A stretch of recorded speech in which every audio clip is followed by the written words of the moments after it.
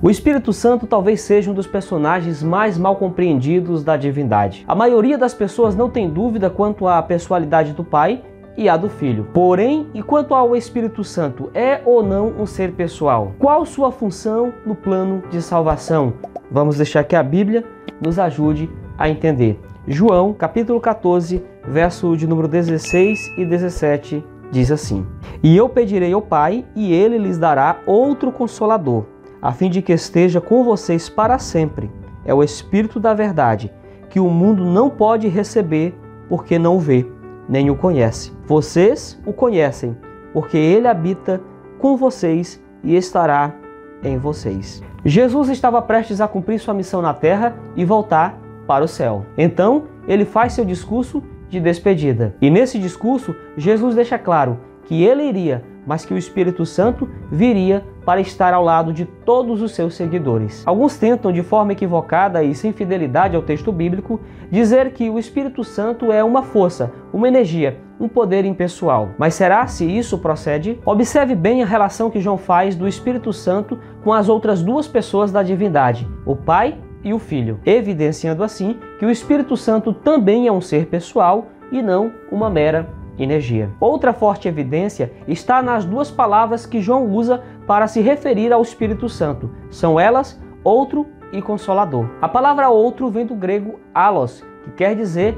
outro da mesma espécie. Jesus estava prestes a partir, porém um outro da mesma natureza que ele viria, nesse caso, o Espírito Santo. A segunda palavra é Consolador. O sentido original dessa palavra grega, parakletos, está relacionado a alguém que está ao lado, a fim de ajudar, defender, consolar. E essa palavra jamais é atribuída a um ser impessoal. Outras evidências que temos de que o Espírito Santo é um ser pessoal, assim como o Pai e o Filho, é o fato de que é atribuído a ele coisas relacionais e pessoais, como por exemplo, falar, pensar, agir, entristecer. O Espírito Santo é o representante de Cristo, mas despojado da personalidade humana e dela independente. E qual a função do Espírito Santo? Como já vimos, o Espírito Santo é aquele que vai estar ao nosso lado, mas fazendo exatamente o quê? Vejamos. João capítulo 16, verso de número 8, nos diz que é o Espírito Santo quem nos convence do pecado, da justiça e do juízo. Por exemplo, é o Espírito Santo que nos faz reconhecer que somos pecadores e que sem Cristo estamos perdidos. O Espírito Santo é aquele que veio para levar a mente do pecador a Jesus, bem como a sua obra. Assim, ele estaria glorificando a pessoa maravilhosa de Jesus. Você pode confirmar isso em João capítulo 16, verso de número 14. Foi o Espírito Santo quem inspirou cada um dos profetas e apóstolos a escrever a Bíblia Sagrada. E é esse mesmo Espírito que nos conduz a toda a verdade da palavra de Deus. Você pode ler isso em 2 Pedro capítulo 1, verso de número 21 e João capítulo 16, verso de número 13. Romanos capítulo 8, verso de número 26 e 27 nos diz que não sabemos orar como convém, pois as palavras não podem expressar a real necessidade que sentimos. O Espírito Santo então vem em nosso auxílio, intercedendo por nós com gemidos inexprimíveis, levando nossas orações até o trono da graça e lá apresentando a nossa real necessidade. É esse mesmo Espírito Santo que capacita as pessoas com os dons espirituais, assim como lhe convém. Isso está de acordo com 1 Coríntios capítulo 12. Essas são só algumas das funções do Espírito Santo, e ainda assim, alguns ainda insistem em afirmar que o Espírito Santo quase não aparece na Escritura Sagrada. A obra e pessoa desse ser divino é tão importante que o próprio Jesus nos advertiu do cuidado que devemos ter para não pecar contra o Espírito Santo. Vejamos o texto.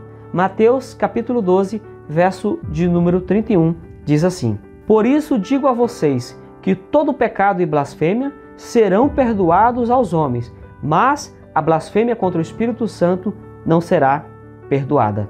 Blasfemar quer dizer difamar, falar mal ou atribuir ao diabo uma obra que é de Deus, assim como nos mostra o contexto desse texto. E por que esse pecado é tão sério ao ponto de não ter perdão? Como já vimos, o Espírito Santo é aquele que nos convence do pecado, nos levando ao arrependimento e nos fazendo reconhecer a obra salvífica de Cristo. O pecado contra o Espírito Santo é o pecado de uma rejeição persistente ao responder ao convite de arrependimento. Se recusarmos o único ser que é capaz de nos levar ao arrependimento, em outras palavras, estamos nos recusando a nos arrepender dos pecados. Por isso, não há perdão. Mas fique tranquilo, se você chegou até aqui ouvindo essa mensagem, é porque você não cometeu tal pecado. Isso é um sinal de que você está sendo conduzido por esse ser maravilhoso. Você entende agora porque Satanás tem feito de tudo para abafar a obra e pessoa do Espírito Santo, o chamando de uma mera energia, força e outros termos que mais difama